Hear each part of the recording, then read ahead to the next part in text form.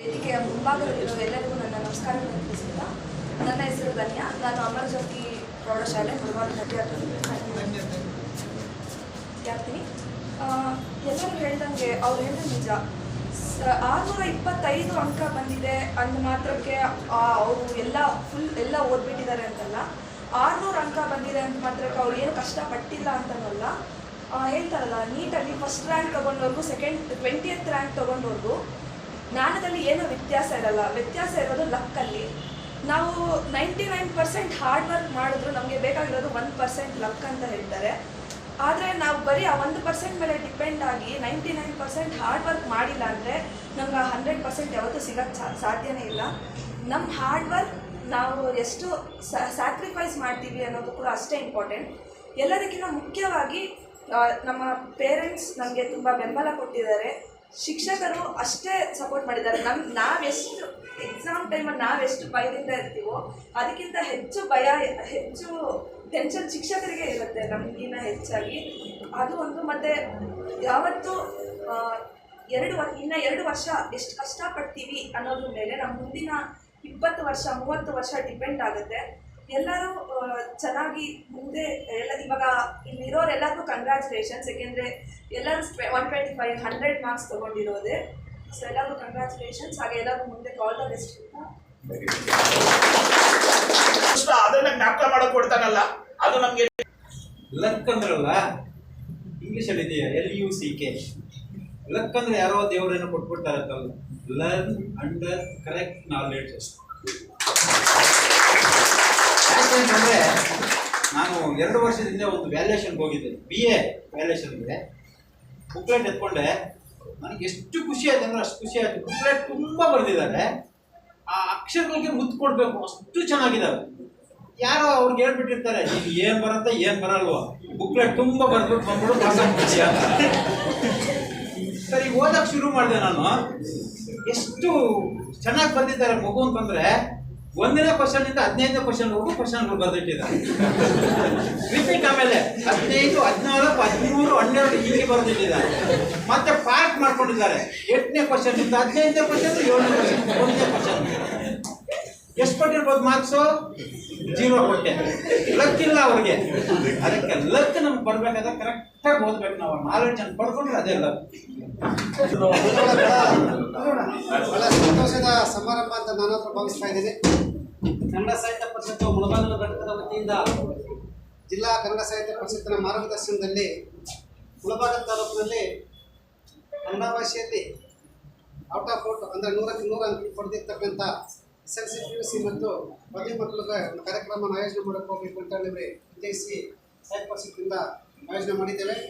ಬಂಧುಗಳೇ, ಈ ಒಂದು ಆಯೋಜನೆಯ ಒಂದು ಕಾರ್ಯಕ್ರಮದ ವೇದಿಕೆಯಲ್ಲಿ ಹಾಸನರಾಗಿರ್ತಕ್ಕಂಥ ಕೋಲಾರ ಜಿಲ್ಲೆಯ ಕನ್ನಡ ಸಾಹಿತ್ಯ ಪರಿಷತ್ತಿನ ಅಧ್ಯಕ್ಷರಾಗಿರ್ತಕ್ಕಂಥ ಗೌರವಾನ್ವಿತ NB ಗೋಪಾಲ್ಗೌಡರು ಸೇರಿದಂತೆ ವೇದಿಕೆಯ ಮೇಲೆ ಹಾಸನರಾಗಿರ್ತಕ್ಕಂಥ ಇದೆಲ್ಲ ನನ್ನ ಕನ್ನಡ ಸಾಹಿತ್ಯ ಪರಿಷತ್ತಿನ ಪದಾಧಿಕಾರಿ ಬಂಧುಗಳೇ, ಹಾಗೂ ಈ ಒಂದು ವೇದಿಕೆಯಲ್ಲಿ ಈ ಒಂದು ಕಾರ್ಯಕ್ರಮದಲ್ಲಿ ಹಾಸನರಾಗಿರ್ತಕ್ಕಂಥ ಪ್ರತಿಭಾನ್ವಿತ ಮಕ್ಕಳು ಮತ್ತು ಅವರ ಪೋಷಕ ಬಂಧುಗಳೇ, ಪತ್ರಕರ್ತ ಮಿತ್ರರು, ಸ್ನೇಹಿತರೆ, ನಾನು ಸರ್ಕಾರಿ ನೌಕರ ಸಂಘ ಮುಳಬಾಗಿಲು ತಾಲೂಕು ಘಟಕಕ್ಕೆ 10 ವರ್ಷಗಳ ಅಧ್ಯಕ್ಷನಾಗಿದ್ದೆ.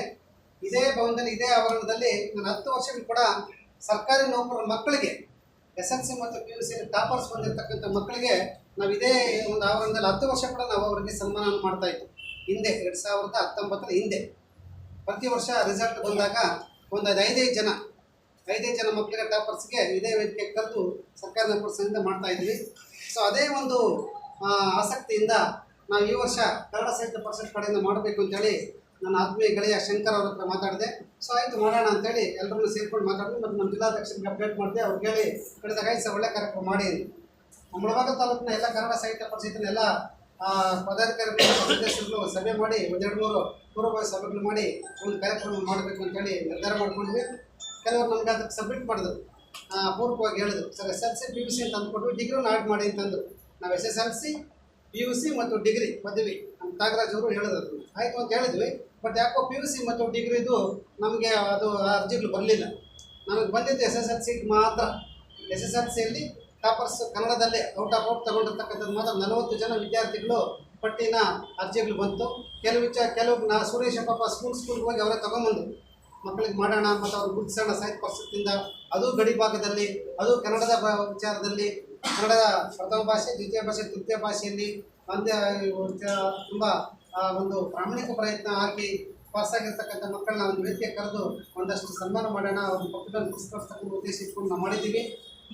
ಮತ್ತು ಇದು ಈ ವರ್ಷ ವಿಶೇಷವಾಗಿ ಹೇಳಬೇಕು ಅಂತಂದರೆ, ಈ ವರ್ಷ ಒಂದು ಪರೀಕ್ಷಾ ವ್ಯವಸ್ಥೆ ತುಂಬ ಕಠಿಣವಾಗಿತ್ತು. ಇಂಥ ಪರೀಕ್ಷಾ ವ್ಯವಸ್ಥೆಯಲ್ಲಿ ಕೂಡ ನಮ್ಮ ಏನು 40 ಜನ ವಿದ್ಯಾರ್ಥಿಗಳು ಮುಳಬಾಗ ತಾಲೂಕಿನಲ್ಲಿ ಇದ್ದೀರಾ, ಇನ್ನು ಔಟ್ ಆಫ್ ಔಟು ಅಂದರೆ 100ಕ್ಕೆ 100, 120 ಅಂಕ ಕೊಟ್ಕೊಂಡು ಕನ್ನಡದಲ್ಲಿ ಅಂದರೆ ತುಂಬ ಸ್ವಲ್ಪದ ಮಾರ್ಗ ಅಲ್ಲ. ಯಾಕೆ ನಾನು ಕನ್ನಡ ಭಾಷೆ ಶಿಕ್ಷಕನಾಗಿ ಪ್ರೌಢಶಾಲೆಯಲ್ಲಿ, ನಮ್ಮ ದಾದು ಸಭೆ ಕನ್ನಡ ಭಾಷೆ ಶಿಕ್ಷಕನಾಗಿ, ಮತ್ತು ಕೆಲವರು ನಮ್ಮ ಆದಿನಾರಾಯಣ ಅವರು ಇದ್ದಾರೆ ಕನ್ನಡ ಭಾಷೆ ಪ್ರೊಫೆಸರ್ ಆಗಿ ಕನ್ನಡ ಡಿಗ್ರಿ ಕಾಲೇಜಲ್ಲಿ, ಇನ್ನೂ ಜನ ಕನ್ನಡ ಭಾಷೆ ಶಿಕ್ಷಕರಿದ್ದಾರೆ.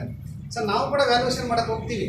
ಕನ್ನಡನ ತುಂಬ ಭಾಷಾ ವಿಷಯಗಳನ್ನು ತುಂಬ ನೀಟಾಗಿ ನೋಡಿ, ಕಣ್ಣಲ್ಲಿ ಕಣ್ಣಿಟ್ಟು ನೋಡಿ ಮಾರ್ಕ್ಸ್ ಕೊಡ್ತಕ್ಕಂಥ. ನನಗೆ ಗದಗ ಜಿಲ್ಲೆ ಪೇಪರ್ ಬಂದಿತ್ತು, ನಾನು 170 ಪೇಪರ್ಗಳನ್ನು ವ್ಯಾಲ್ಯೂಯೇಷನ್ ಮಾಡಿದೆ. ಒಂದೇ ಒಂದು ಮಾತ್ರ 100ಕ್ಕೆ 100 ಬಂತು.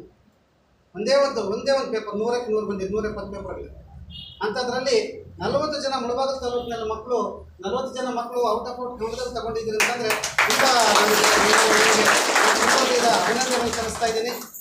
ಜೊತೆಗೆ ಅಲ್ಲಿ ಇದು ಕನ್ನಡ ವಿಚಾರಗಳನ್ನು ನಾವು ಅಷ್ಟು ಈಸಿ ಬೇರೆ ವಿಷಯಕ್ಕೆ ಕೊಟ್ಟಂಗೆ ಇಲ್ಲಿ ಮಾರ್ಕ್ಸ್ ಕೊಡೋದಿಲ್ಲ.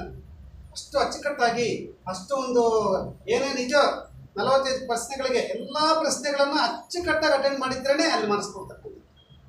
ಸೊ ನೀವು ಕೆಲವರು ಇಂಗ್ಲೀಷ್ ಮೀಡಿಯಮಲ್ಲಿ ಓದಿದ್ದೀರಾ, ಬಹುತೇಕ ಜನ ಕನ್ನಡ ಮೀಡಿಯಮಲ್ಲಿ ಓದಿದ್ದೀರಾ. ಇಂಗ್ಲೀಷ್ ಮೀಡಿಯಮ್ ಓದಿರೋ ಮತ್ತು ತುಂಬ ಕಷ್ಟ ಕನ್ನಡ, ಆದರೂ ಕೂಡ ಇಂಗ್ಲೀಷ್ ಮೀಡಿಯಮ್ ಓದಿರ್ತಕ್ಕಂಥವ್ರು ಭಾಳ ಜನ ಇಲ್ಲಿ ಔಟ್ ಆಫ್ ಔಟ್ ತೊಗೊಂಡಿರ್ತಕ್ಕಂಥವ್ರು ಇದ್ದೀರಾ. ಸೊ